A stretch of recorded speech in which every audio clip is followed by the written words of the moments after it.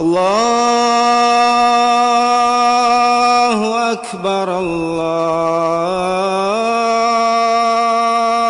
الله أكبر لا إله إلا الله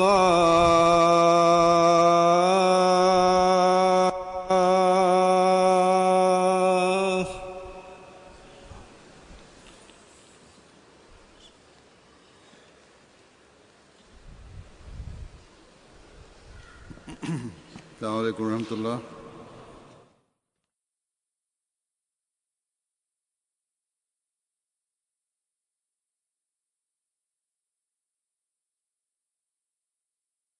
إلا الله وحده لا شريك له وأشهد أن محمدا عبده ورسوله أما بعد فأعوذ بالله من الشيطان الرجيم بسم الله الرحمن الرحيم الحمد لله رب العالمين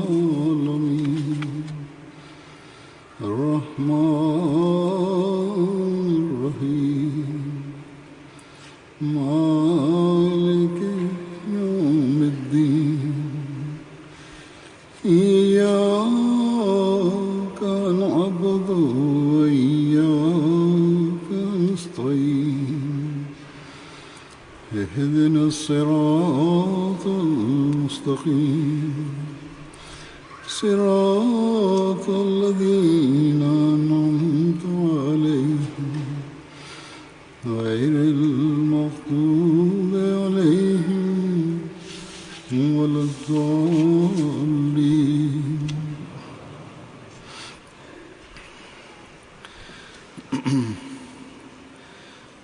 हम आज यहाँ Biz bugün şu yerde jalsaga iştirak etiş üçün yığılganmiz. Har bir Ahmadi bilganidik. Jalsa üçün şu yerde jamlanışımız qandaydir dunyoviy tantanalar yoki dunyoviy maqsadlar uchun emas. Aksincha şu yerdagi dasturlarga qo'shilib ruhoniy atrof muhitda yashab, ruhaniyatimizni oshirish, ilmiy iste'dodlarimizni ko'paytirish, e'tiqodiy ahvolimizni yaxshilash, Alloh taolaga taqvo qilishimiz, Alloh taola va uning bandalarining haq huquqlarini ado qilishimiz uchundir. Biron bir g'ayri ahmadiy kishi Alloh taola va bandalarining haq huquqlarini biz bilmaymiz deb aytishi mumkin. Ammo bir ahmadiy kishi bunday deya olmaydi. Uning oldiga bu barcha narsalar qayta taqdim etiladi. Hazrat Masih Maud alayhissalomning bizga bo'lgan ulkan murovaatidirki, u zot alayhissalom bu narsalarning tuganmaydigan bir katta zaxirasini ato etib qo'ydilar. Ba'zida kishi bu narsani men oldin eshitganman yoki o'qiganman deb o'ylaydi. Biroq uni qayta o'qiganda yoki eshitganda biron bir yangi jabhasidan xabardor bo'ladi. Bayat qilib qo'shiladigan har bir ahmadiy uchun bayat shartlarida u zot alayhissalom bu haq huquqlar va bizning mas'uliyatlarimizni qisqa bayon qilib berganlar. Demak, jalsaga ishtirok etishdan maqsad nimadaligini doimo nazarda tutishimiz lozim. Hozir men Masih Maud alayhissalomning ba'zi iqtiboslarini taqdim etaman.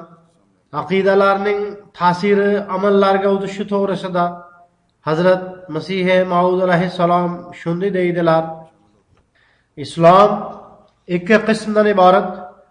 Biri alloh taolo bilan hech kimni sherik qilmaslik va uning muruvvatlari evaziga unga to'liq itoat qilish alloh taolodek muruvvat ko'rsatguvchi va boquvchi zotdan yuz o'giradigan kimsa shaytondir. alloh taoloning muruvvatlari ko'p bo'lib, kim unga to'liq itoat qilmasa, u rahmon bandasi bo'lmay shayton bandasi bo'ladi.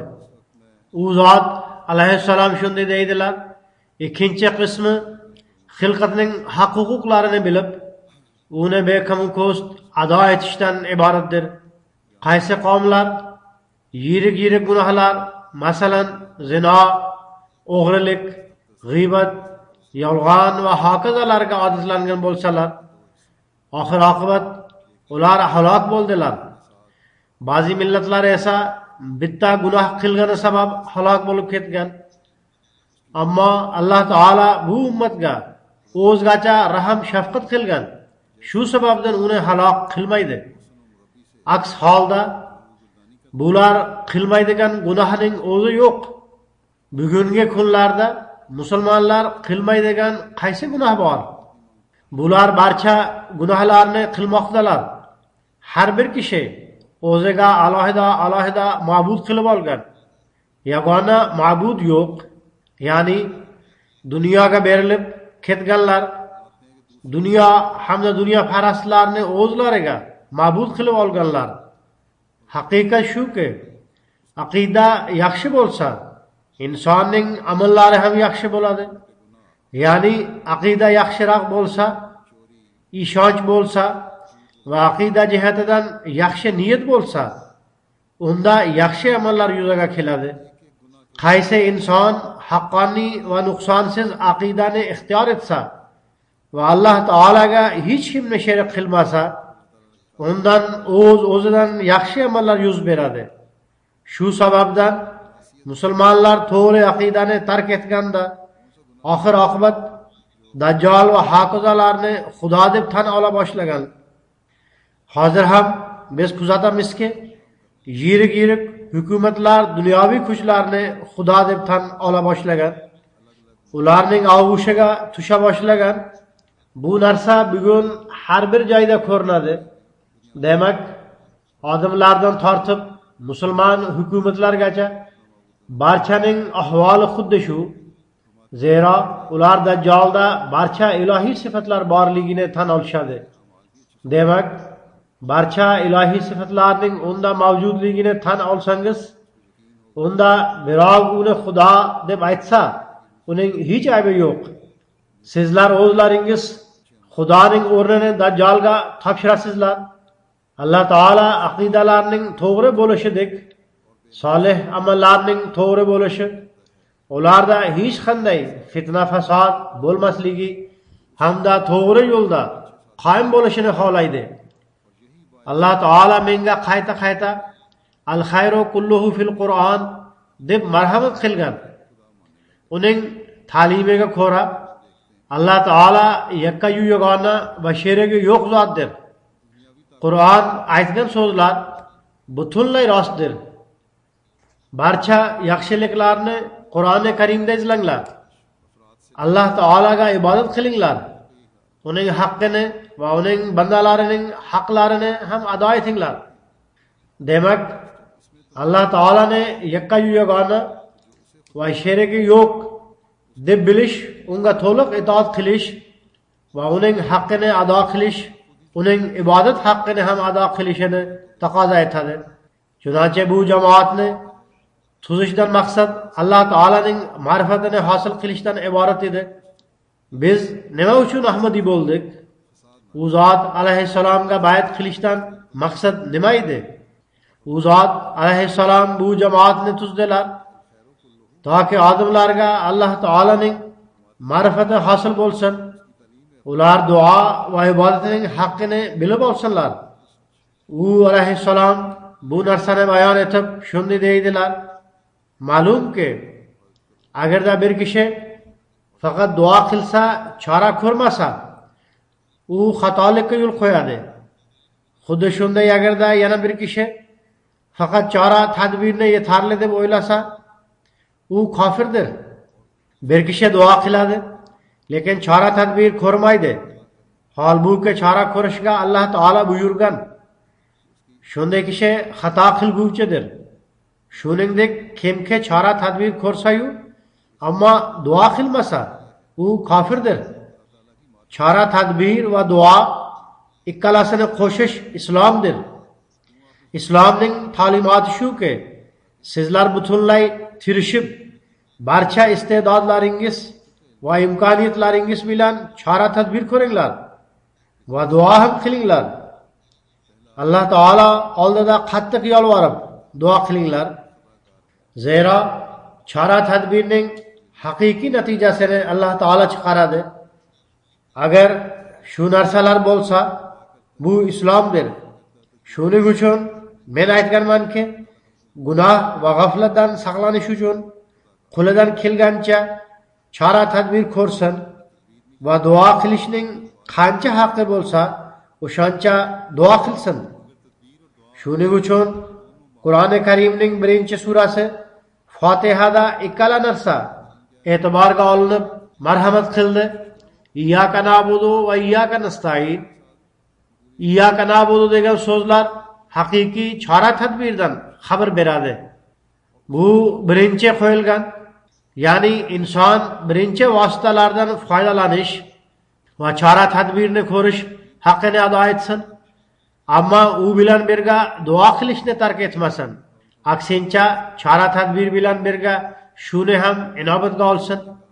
Mo'min kishi iyyaka na'budu, ya'ni biz sengagina ibodat qilamiz deb aytganida, darhol uning qalbida Alloh taolaning fazl marhamati bo'lmaguncha Alloh taolaning ibodat qilguvchisi men kimman degan o'y paydo bo'ladi.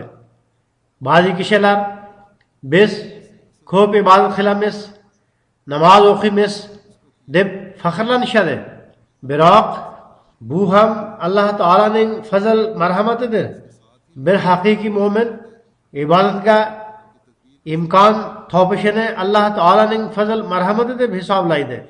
Shuning uchun u darhol shunday deydi: İyyaka nestaîn, ya'ni sendangina yordam so'raymiz.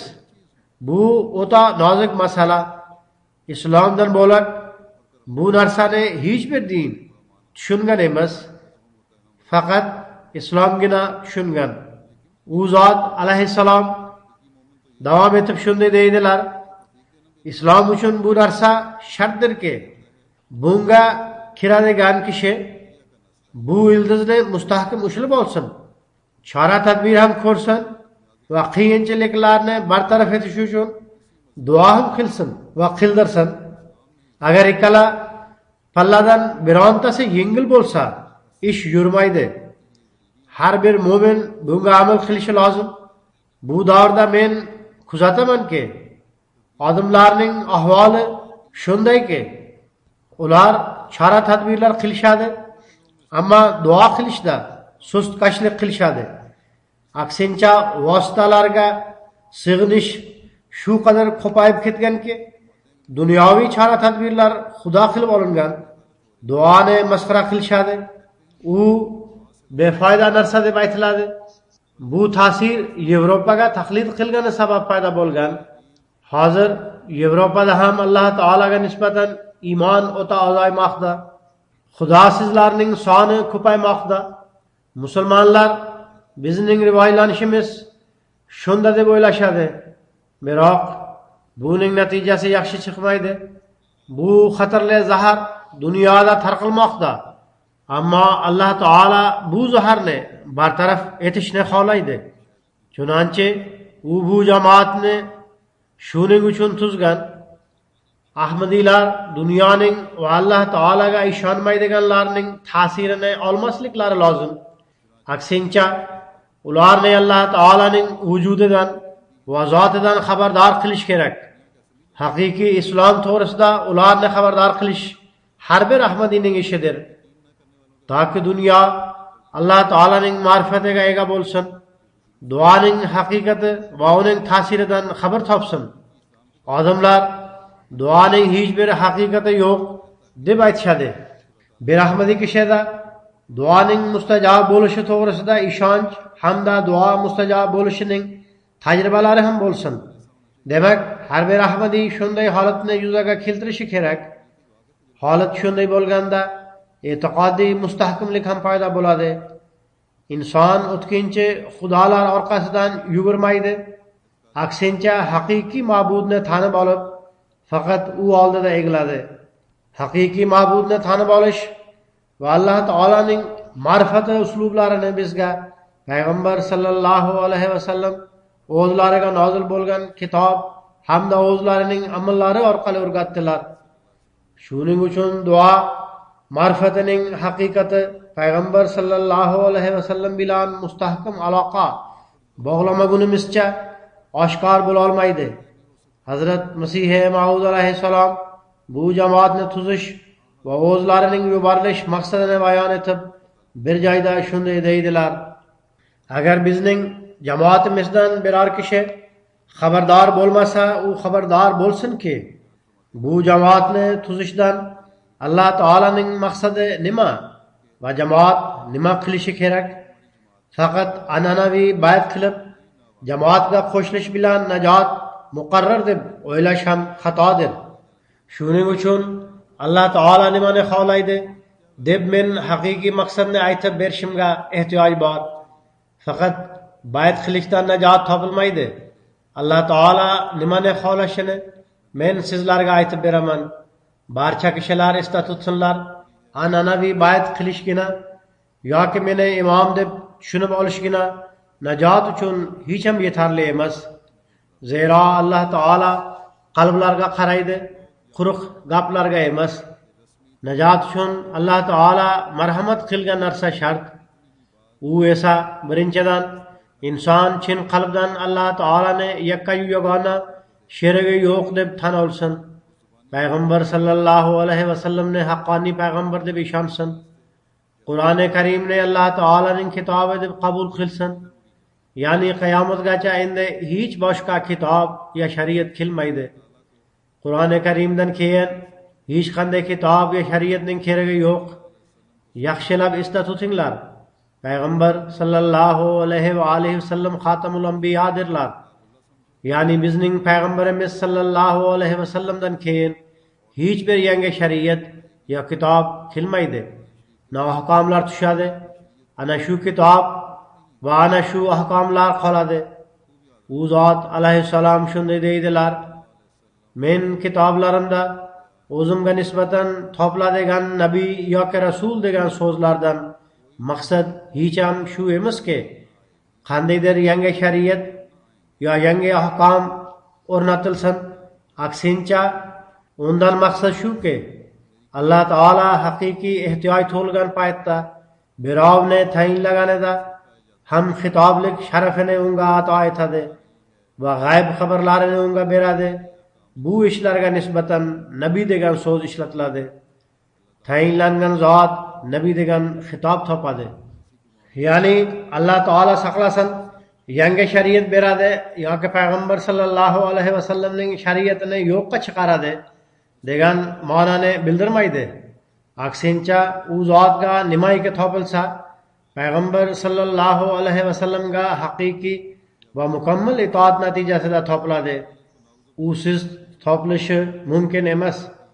Albatta, shu narsa kerakdirki, dunyoda gunoh ko'payib ketganda, dunyo ahli iymon haqiqatini tushunmaganida va ularda faqat po'choq yoki suya qolganda, mag'iz hamda iliq qolmaganda, iymon kuchi zaiflashganda, shaytonning istilo va g'alaba kuchayganida, iymon zavqi va halovati qolmaganida, shunday vaqtlarda Alloh taolaning joriy odati shuki, u uning haqiqiy itoatida fano bo'lgan va mahv bo'lgan o'zining komil bandasiga ham kalomlik sharafini ato etib yuboradi.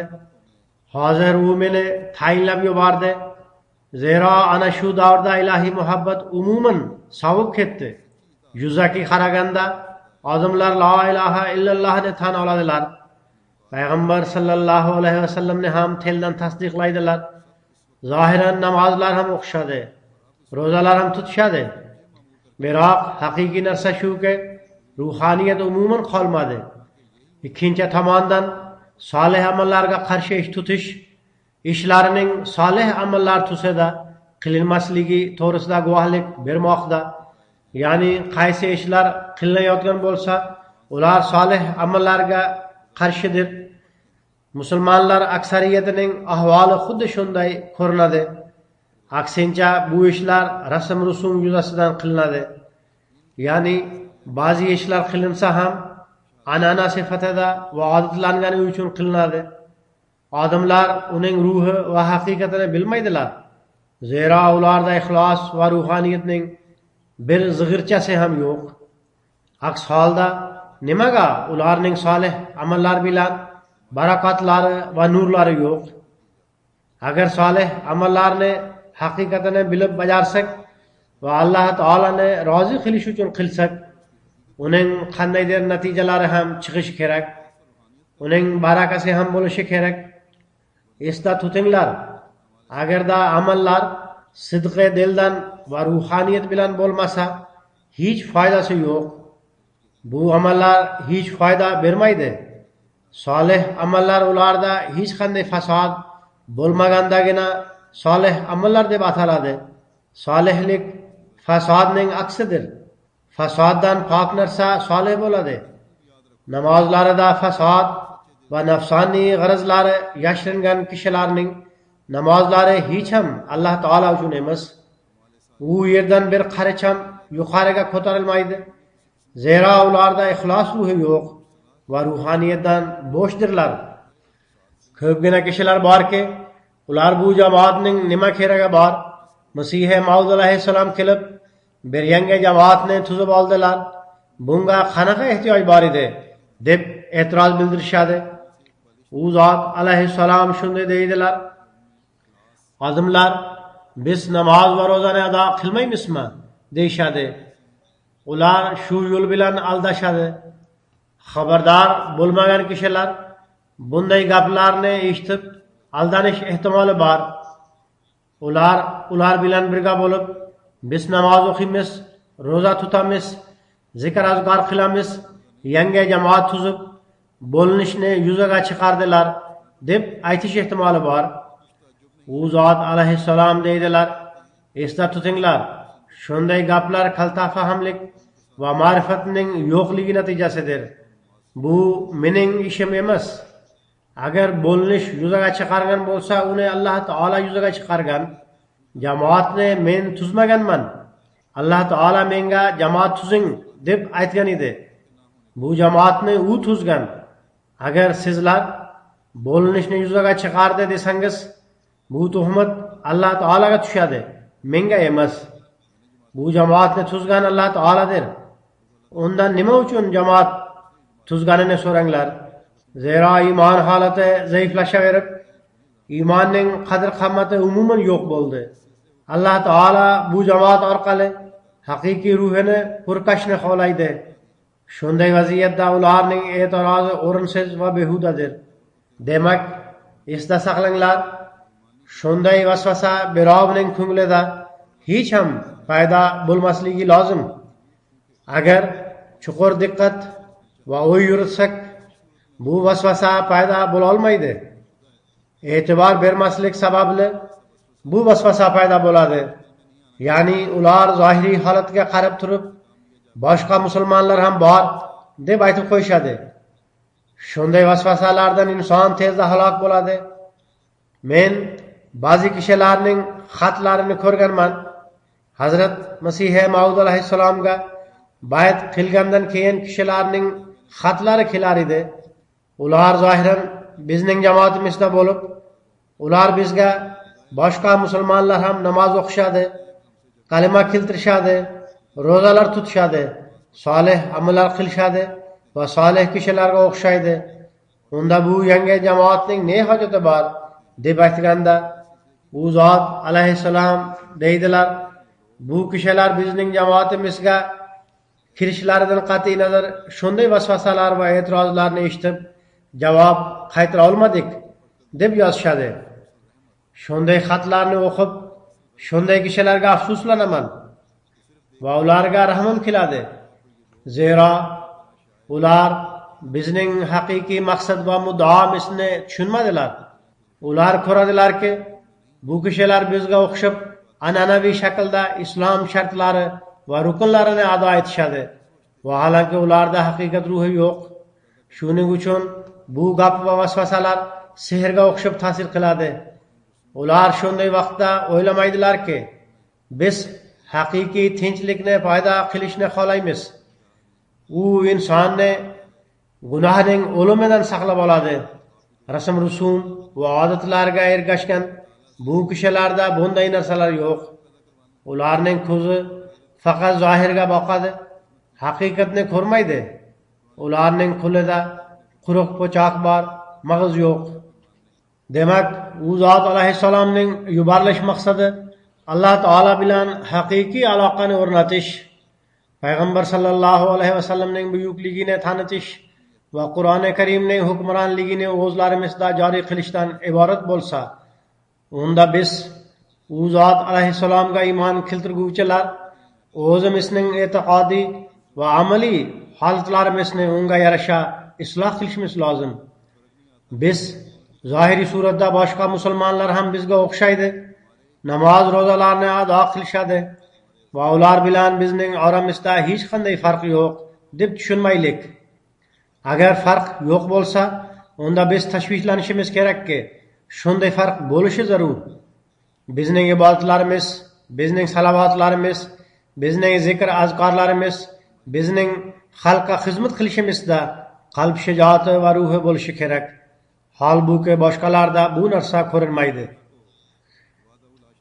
Yana biz shuni ham kuzatishimiz kerakki, bizning baytimizda haqiqiy tus bormi yoki faqat quruq gaplarmi? Bizning ibodatlarimiz Alloh taolaning yakkayu yagona va sherigi yo'q deb tushunib, u uchun bormi yoki yo'q? Odamlarning ko'pchiligi 5 mahal namoz o'qishadi, biroq haqiqiy ruh bilan ado qilmaymiz deyshadi. Ahmadiylar ichida ham shunday kishilar borki, 5 mahal namozni ado qilmaydilar. Men bilan uchrashganlarida biz namoz o'qishimiz uchun duo qiling deyshadi. Holbuki namoz bir asosiy narsa bo'lib, har bir ahmadiyga farzdir. Har bir mo'min musulmonga farzdir. Hazrat Masih Maud alayhissalomga bayat qilganimizdan keyin namozlarni to'liq o'qimasdan biz namoz o'qishimiz uchun duo qiling deb menga xat yozishning o'rniga qalbdagi zavq-shavq bilan namozlarni ado etish lozim. O'zlarida namoz o'qimaymiz degan his paydo bo'lganda biron bir chora tadbir va harakat qilishlari kerak. Nima uchun o'zlari harakat va duo qilmaydilar? Iyyaka na'budu va iyyaka nasta'inni aytganimizda faqat og'izdan aytish o'rniga bu so'zlarni qalb to'ridan takrorlab nega unga amal qilmaydilar? Payg'ambar sallallohu alayhi vasallamni haqqoniy payg'ambar deb tan olganimizdan keyin u zot sallallohu alayhi vasallamning har bir amallari biz uchun go'zal namunadir. Ibodatlar bilan birgalikda u zot sallallohu alayhi vasallamning a'lo axloqlari biz uchun namunadir.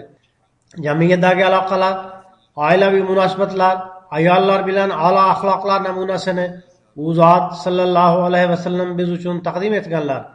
Kishilarning ko'pchiligi uyda fasod paydo qilishadi. Uydagilarning hissiyotlarini inobatga olishni u zot sallallohu alayhi vasallam bizga o'rgatdilar. Bolalarga ham shafqat bilan muomala qilishni u zot sallallohu alayhi vasallam bizga o'rgatdilar. Boshqalarning his tuyg'ularini inobatga olishni payg'ambar sallallohu alayhi vasallam bizga o'rgatdilar.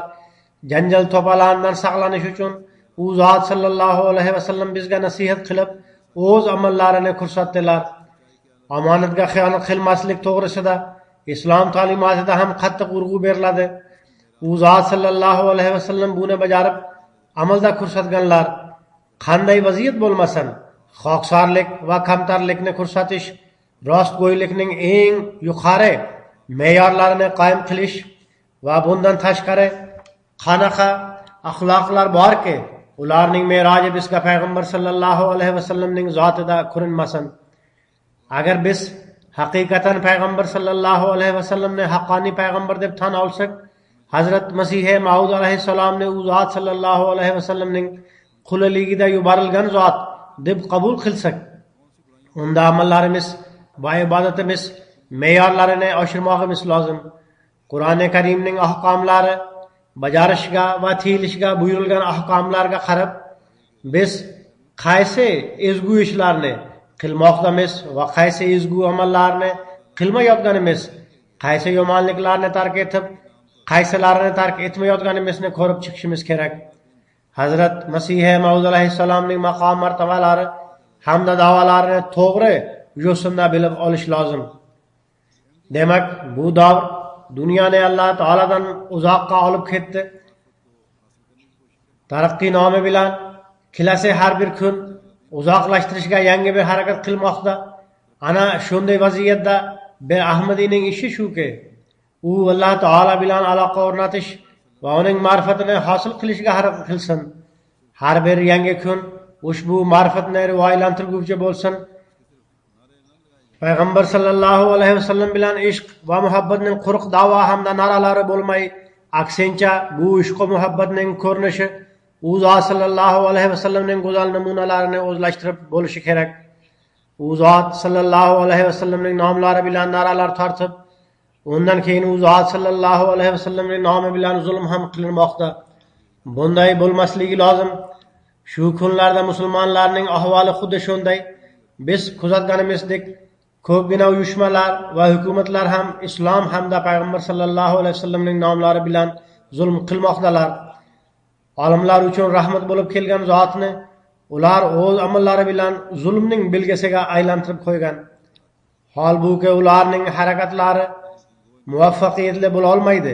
Shuning uchun bu davrda Hazrat Masih Maud alayhissalom kelgan edilar. Islomning haqiqiy tasvirini dunyo oldiga taqdim etish uchun biz harakat qilaveramiz. Demak, biz haqiqiy tasvirni taqdim etmoqimiz uchun u zot sallallohu alayhi vasallamning har bir namunalarini o'zlashtirishimiz kerak. Qur'oni Karimning hukmronligini o'zimizga tatbiq qilishimiz kerak. Biz doimo harakat qilishimiz lozimki, bizning har bir amalimiz solih amal hisoblanguvchi bo'lsin. Biz harakat qilishimiz lozimki, bizning har bir lahzamiz va har bir kunimiz shaytondan uzoqlashish va Rahmonga yaqinlashishga urinadigan bo'lsin. Aks holda Masih Maud alayhissalom marhamat qilganlaridek begonalar ham namozlar o'qishadi, biroq namozlarning aksariyati yerda qoladi. Arshga bormaydi. Arshining Xudosiga bu namozlarning hech bir aloqasi yo'q. Zero ularda ixlos yo'q. Ularda dunyo qorishmasi mavjud. Bunday namozlar halokatdir. Demak, Hazrat Masih Maud alayhissalomning bu farmonlari biz uchun tanbih bo'lib, fikr yuritishga e'tiborimizni qaratguvchi bo'lishi lozim va u zot alayhissalomga bergan bayat haqiqatini tushuntiradigan bo'lsin. Haqiqiy namoz qanaqa? Buni izohlab u zot alayhissalom shunday deydilar: Alloh taolo bilan rost va pokiza aloqa bo'lganda hamda Alloh taolaning zoti va itoatida dinni dunyodan ustun qo'yish darajasigacha fano bo'lganda, Alloh taolaning yo'lida jonini ham berishga va o'lim uchun tayyor bo'lganda namoz haqiqiy namoz deb ataladi. Insonda shu holat paydo bo'lganda uning namozini haqiqiy namoz deb aytsak bo'ladi. Ammo insonda bu haqiqat paydo bo'lmaguncha, haqiqiy ixlos va vafodorlik namunasini ko'rsatmaguncha uning namozlari va boshqa amallari natijasizdir. Ko'pgina xalqlar shundayki, odamlar ularni mo'min va rostgo'y deb tushunishadi, biroq ularning nomi osmonda kofirdir. Shuning uchun osmonda nomi mo'min bo'lgan kishi haqiqiy mo'min va rostgo'ydir. Ha dunyoning ko'z qarashicha u kofir deb atalsa ham, dunyo bizni kofir deydi. Biz buni hech inobatga olmaymiz. Agar bizning amallarimiz solih bo'lsa, agar Alloh taolo bilan aloqamiz bo'lsa, unda Alloh taolo bizni mo'min deb ataydi. Dar haqiqat insonning haqqoniy iymon keltirishi va Alloh taolo bilan mukammal ixlos va vafodorlik namunasini ko'rsatishi o'ta tor yo'ldir. Inson haqqoniy iymon keltirganida u ko'pgina oyat alomatlarga ega bo'ladi. Qur'oni Karim haqqoniy mo'minlarning bayon qilgan oyat alomatlari ularda mavjud bo'ladi. Haqiqiy iymonning belgilaridan eng kattasi shuki, inson dunyoni oyoq ostida ezib, undan ajralib ketadi. Ilon postini tashlaganidek inson dunyoni o'z oyog'i ostida ezib undan ajralib ketadi. Undan ajralib ketganda, ya'ni dunyosi qolmaganda haqiqiy maqsad muddaosi Alloh taolani rozi qilish bo'ladi. Xuddi shunday inson nafsoniyat postini tashlaganida mo'min bo'ladi va komil iymonning belgilari unda oshkor bo'ladi. Chunonchi Alloh taolo shunday deydi: Innalloha ma'allazina taqaw vallazina hum muhsinun. Shubhasiz Alloh taolo taqvo ixtiyor qilguvchi va taqvodan ham oshib amal qilguvchi zotlar bilan birga bo'ladi. U zot alayhissalom yana haqiqiy ezgulik nima buni bayon etib shunday deydilar: Taqvoning ma'nosi yomonlikning eng nozik yo'llaridan saqlanishdir. Ammo esda tutinglar, birovning men solihman, zero men birovning mol mulkini tortib olmaganman, birovning uyini to'namaganman, o'g'rilik qilmaganman, yomon ko'z bilan qaramayman va zino ham qilmayman deb aytishgina ezgulik emas. Bunday ezgu amal oriflar nazdida kulgiga loyiqdir. Zero agar u bu yomonliklarni sodir etsa, o'g'rilik va qaroqchilik qilsa jazolanadi. Demak, orifning ko'z qarashicha bu maqtovga loyiq ezgulik emas, balki chin va haqiqiy ezgulik shuki, u bashariyatga xizmat qilsin. Alloh taolo yo'lida komil sidq va vafodorlikni ko'rsatsin, hamda uning yo'lida jonini qurbon qilishga ham tayyor bo'lsin. Shuning uchun Alloh taolo innalloha ma'allazina taqaw vallazina hum muhsinun deb marhamat qildi. Ya'ni Alloh taolo yomonlikdan saqlanguvchi, ezgu amallar qilguvchi kishilar bilan birgadir. Yaxshilab esda tutinglar. Ezgu amallar bo'lmaguncha quruq yomonlikdan saqlanish hech bir fazilat emas. Ko'pgina kishilar borki, ular hech zino qilmaganlar, kishini o'ldirmaganlar, o'g'rilik qilmaganlar, qaroqchilik qilmaganlar.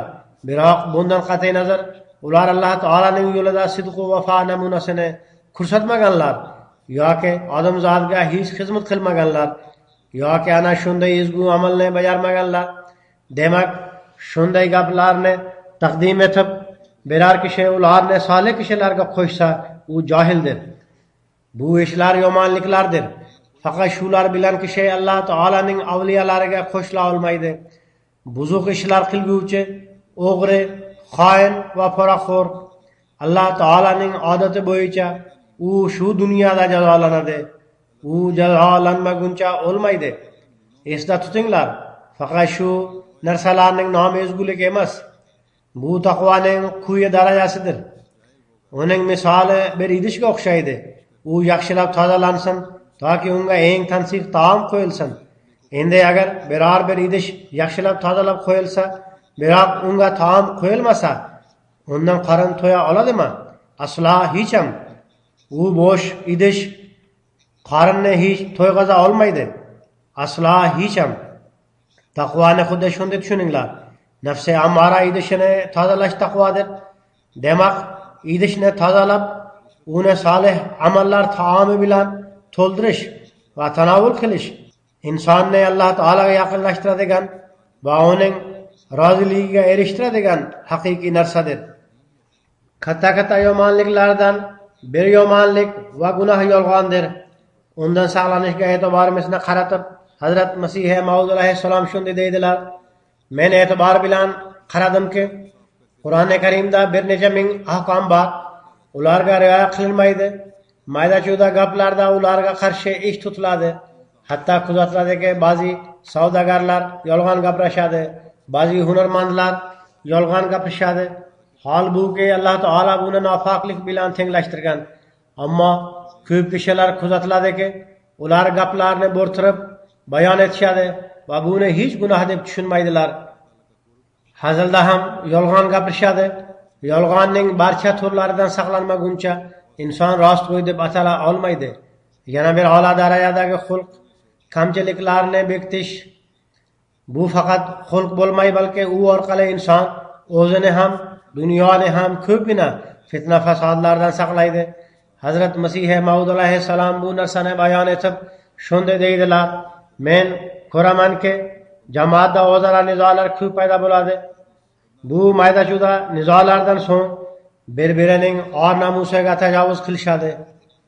Mayda nizolar paydo bo'ladi. Ular ortib shu darajaga yetadiki, bir-birining or-nomusiga tajovuz qilishib, birodari bilan urushadi. Bu o'ta noo'rin ish. Bunday bo'lmasligi lozim. Aksincha, agar bittasi o'zining xatosini bo'yinga olsa, bunda nima ziyon bor? Ya'ni ikki kishi urushsa, undan bittasi sulh tuzish uchun gapini qabul qilib olsa, ba'zi kishilar mayda-chuyda gaplar sababli boshqani haqorat qilmaguncha qo'yib yubormaydi. Bu narsalardan saqlanish kerak. Alloh taolaning bir nomi Sattordir. Unda bu kishi nima uchun o'z birodariga rahm qilmaydi? Kechirimlilik va ayblarni bekitish lozim. O'z birodarining ayblarini bekitish, uning izzat obro'siga tajovuz qilmaslik kerak.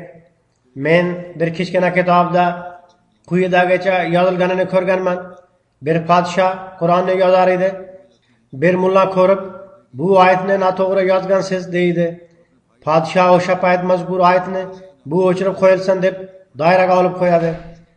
Mulla ketgach, u doirani o'chirib qo'ydi va podshodan nimaga shunday qilgani so'ralganda, podsho shunday dedi: "Darhaqiqat kelgan mulla xatolikka yo'l qo'ygan edi. Biroq men u payt ko'nglini ko'tarish uchun oyatni doiraga olib qo'ydim, toki u bahs qilib sharmanda bo'lmasin." Huzur alayhissalom davom etib shunday deydilar: "Birovning xatosidan xabardor bo'lib, jar solish takabburlikning ildizi va kasallikdir. Shunday ishlardan nafs buziladi. Bundan saqlanish kerak. Qisqasi, bu barcha ishlar taqvoga kiradi. Ichki va tashqi ishlarda taqvodan foydalanadigan kishi farishtalarga kirgiziladi. Zero unda hech sarkashlik qolmaydi. Taqvodor bo'linglar. Zero taqvodan keyin Xudo taolo tomonidan barakatlar nozil bo'ladi. Taqvodor kishi dunyo balolaridan saqlab qo'yiladi. Alloh taolo ularning kamchiliklarini bekitib oladi. Bu yo'lni tutmaguncha hech foyda yo'q. Shunday kishilar menga bayat qilishdan hech qanday foyda ko'ra olmaydilar. Foyda ham qanday bo'lishi mumkin? Zero bir zulm hali ichida mavjud. Agar boshqalarda mavjud bo'lgan jo'shqinlik, manmanlik, takabburlik, kibru havo, riyokorlik va jizzakilik sizlarda ham bo'lsa, unda qanaqa farq bor?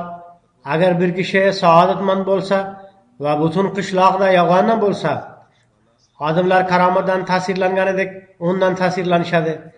Alloh taoladan qo'rqib ezgulik qilguvchi insonda ilohiy haybat paydo bo'ladi. Uning Alloh taolaning kishisi ekanligi qalblarda jo qilinadi. Bu butunlay to'g'ridirki, Alloh taolo tomonidan kelgan kishiga Alloh taolo o'z buyukligidan bir qismini ato etadi. Bu saodatmandlik yo'lidir. Esda tutinglar. Mayda-chuyda gaplar sababli birodarlaringizga azor yetkazish to'g'ri emas.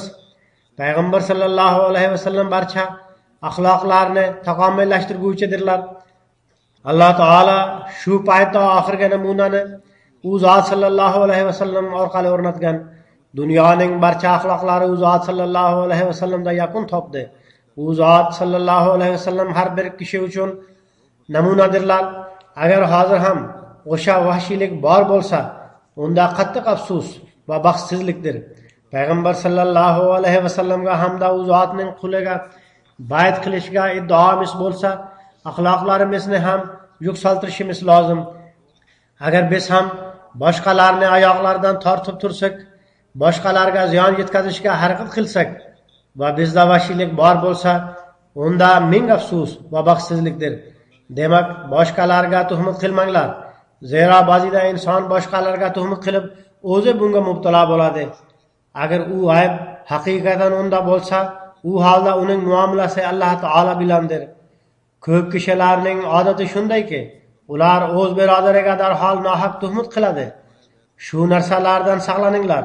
Odam zotga foyda yetkazinglar. Birodarlaringizga hamdardlik, qo'shnilaringizga yaxshi muomala qilinglar. Birodarlaringiz bilan yaxshi munosabatda bo'linglar. Eng birinchi shirkdan saqlaninglar. Zero bu taqvoning birinchi g'ishtidir. o'z birodarining xatosini ko'rib qanday yo'l tutish kerak? Buni yanada izohlab u zot alayhissalom shunday deydilar: isloh, taqvo, saodatmandlik va axloqiy holatni to'g'rilash kerak. Men o'z jamoatimdan qattiq tashvishlanaman. Ular hozirgacha kichkina gaplar sababli bir-biri bilan arzlashishadi. Ochiq davrada birovni ahmoq deb qo'yish ham katta xatodir. Agar biror birodaringizning xatosini ko'rsangiz, Alloh taolo uni saqlab olsin deb u uchun duo qilinglar. Uni ovoza qilish kerak emas. Agar birovning o'g'li buzuq ishlar qilsa, uni dastlab hech kim zoya qilmaydi. Aksincha, uyning bir burchagida o'tirib, bu noto'g'ri ishdir, bundan qayt deb unga tushuntiradi. Demak, sizlar o'z farzandlaringiz bilan muloyim, yumshoq va iliq muomala qilganingizdek, o'z birodaringiz bilan muomala qilinglar. Kimning axloqlari yaxshi bo'lmasa, men uning iymoni to'g'risida xavotirdaman.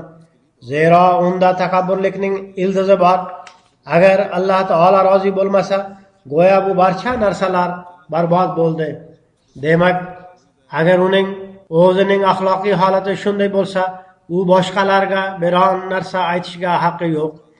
Alloh taolo shunday deydi: "Lima taquluna ma la tafalun." Buning ma'nosi shuki, o'z nafsini unutib, boshqalarning ayblarini kuzatib yurmang. Aksincha, o'z ayblarini ko'rish kerak. U kishi o'zi bu ishlarga rioya qilmasligi sababli "Lima taquluna ma la tafalun" degan oyatga to'g'ri keladi. So'ngra jizzaki hamda jahldor kishi g'alaba, muvaffaqiyat hamda yordamdan mahrum qoladi. Shu haqda u zot alayhissalom shunday deydilar: esda tutinglar, kimki qattiq qo'llik qilsa va g'azablansa, uning tilidan ma'rifat va hikmat so'zlari hech ham chiqolmaydi. O'zining ro'parasidagi kishi oldida tezda g'azablanib, o'zini yo'qotib qo'yadigan qalb hikmat so'zlaridan mahrum qilinadi. Og'zi yomon va jilovsiz kishining lablari latif gaplar chashmasidan mahrum qilinadi. G'azab hamda hikmat ikkalasi bir joyda birga olmaydi. Jizzaki kishining aqli kalta va fahm farosasiz bo'ladi. Jahldor kishining aqli ishlamay qoladi. U hech bir maydonda g'alaba va muvaffaqiyat qozona olmaydi. G'azab yarim jinnilikdir. U alangalanganda to'liq jinnilikka aylanadi. Bizning jamoatimiz barcha nojoiz amallardan uzoqlashishlari kerak. Qaysi bir shoxning tanasi va daraxti bilan haqiqiy aloqasi bo'lmasa, u mevasiz qoladi. Demak, qaranglar, agar sizlar bizning asosiy maqsadimizni tushunmasangiz, bayt qilgan shartlarga amal qilmasangiz, u holda Alloh taolo bizga bergan va'dalarga qanday qilib voris bo'la olasizlar? Demak, mazkur va'dalardan ulush olish uchun, u zot alayhissalomning duolaridan fayz, baraka topish uchun, agar birovda yomon xislatlar bo'lsa, ularni o'zgartirish kerak. Ko'p kishilar jalsaga Hazrat Masih Maud alayhissalomning duolaridan hissa olish uchun kelishadi. Agar ularning amaliy holati to'g'ri bo'lmasa, duolardan qanday ulush olishadi? Bu narsani u zot alayhissalom o'zlari ham bayon qilib berganlar. G'azabning o'rniga bir mo'minning holati qanaqa bo'lishi kerak? Bu haqda u zot alayhissalom shunday deydilar: sizlarning hozirgi vaqtdagi g'azabingiz butun jamoatni yomonotlik qiladi, yo qandaydir ish ochilishiga sababchi bo'ladi, yoxud barcha tashvishlanadigan kamchilik paydo bo'lmasligi lozim. Bu yerda ham odamlar jalsaga kelishadi, ba'zi yoshlar urushib ham qolishadi, ba'zi eski xafagarchiliklarni qo'zg'ab qo'yishadi. Shunday narsalar oshkor bo'lganda jamoat yomon otliq bo'ladi. Barcha payg'ambarlar so'kilgan. Bu payg'ambarlar merosidir. Biz bundan qandoq mahrum qola olamiz? Agar begonalar sizlarni so'ksalar, sizlar o'z g'azabingizni bosishingiz kerak.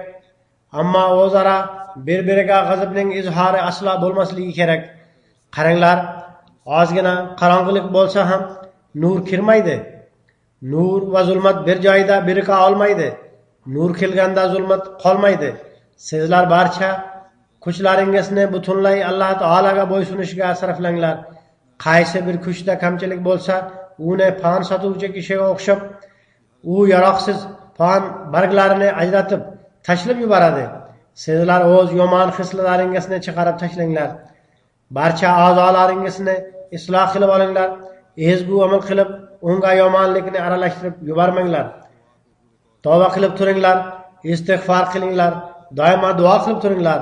Bizning g'alaba qozonishimiz Qur'onlari istig'for, tavba, diniy bilimlardan xabardor bo'lish, Alloh taolaning buyukligini ko'z oldiga qo'yish va 5 mahal namozni ado etishdir. Namoz duoning mustajob bo'lish kalitidir. Namoz o'qiganda unda duo qilinglar. G'aflatda qolmanglar. Har bir yomonlik, xoh u Alloh taolaning haq-huquqlariga tegishli bo'lsin, xoh u bandalarning haq-huquqlariga tegishli bo'lsin, undan saqlaninglar. Alloh taolo bizga kuch-quvvat ato etsinki, biz bu me'yorlarga erishguvchi bo'laylik. U zot alayhissalomga bayt qilib, u zot alayhissalomning yuborilish maqsadiga tushunib yetib, uni amalga oshirish uchun barcha salohiyat va iste'dodlarimizni ishga soluvchi bo'laylik va dunyoga ham bu haqiqatdan xabar berguvchi bo'laylik.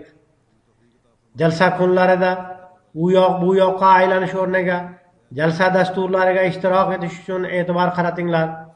Barcha ma'ruzalarni tinglanglar.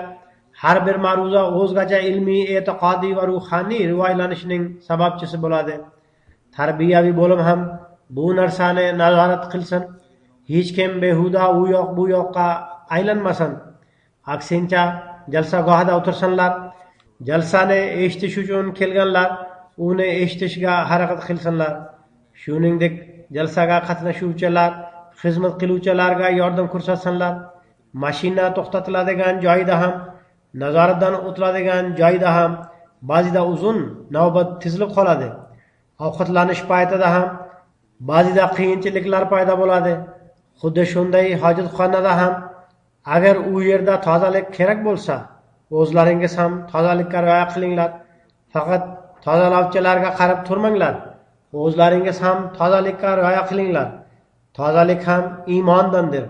Shuningdek, xizmat qiluvchilar ham qayerda xizmat qilib yurgan bo'lsalar, nihoyatda ochiq yuzlilik bilan odamlarga muomala qilsinlar. Vaziyat qanday bo'lmasin, biror bir xizmat qilguvchi erkak yoki ayolning axloqlari salbiy ta'sir ko'rsatuvchi bo'lmasin. Qanday vaziyat bo'lmasin, doimo kulimsirab xizmat qilinglar. Xususan ishtirok etuvchilar ham, xizmat qiluvchilar ham o'z atroflariga sinchiqovlik bilan ko'z quloq bo'lsinlar. Xavfsizlik uchun bu nihoyatda muhim narsa. Hozirgi vaziyatda bu nihoyatda dolzarb ahamiyatga ega. Bu kunlarda duo va Alloh taolani zikr qilishga ko'p vaqt sarflanglar. O'zlaringiz uchun ham duo qilinglar, jamoat uchun ham duo qilinglar, musulmon ummat uchun ham. Alloh taolo ularga aql bersin, ular zamon imomini tanib olishsin deb duo qilinglar. Umumiy tarzda dunyo uchun ham ular qaysi halokat tomon yaqinlashmoqdalar, Alloh taolo ularni bu halokatdan saqlab olsin. Ularga aql va fahm farosat bersin. Ular Xudoni tanib oladigan bo'lsinlar.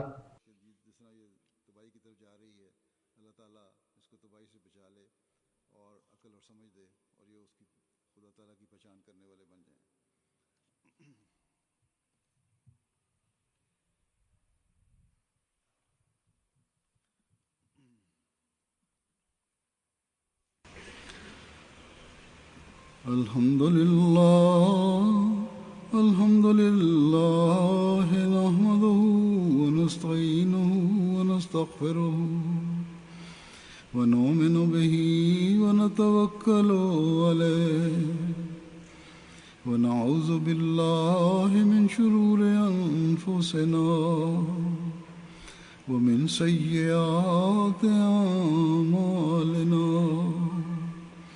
من يهده الله فلا مضل له ومن يضلل فلا هادي له